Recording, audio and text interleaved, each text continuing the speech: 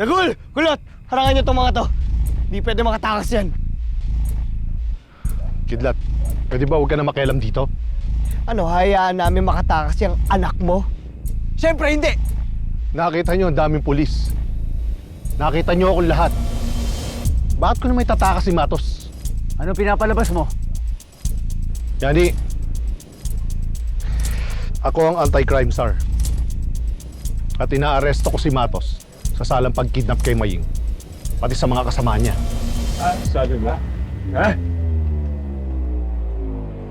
Na-aresto mo yung sarili mong anak? Ano, Kidlat? Bilib ka na ba sa tatay mo? O nagbago na yung tingin mo sa kanya? Ha? Migil ka. Tara na. Babaan niyo na yan. Bakit tapos sa'yo, Kidlat? Bakit tapos?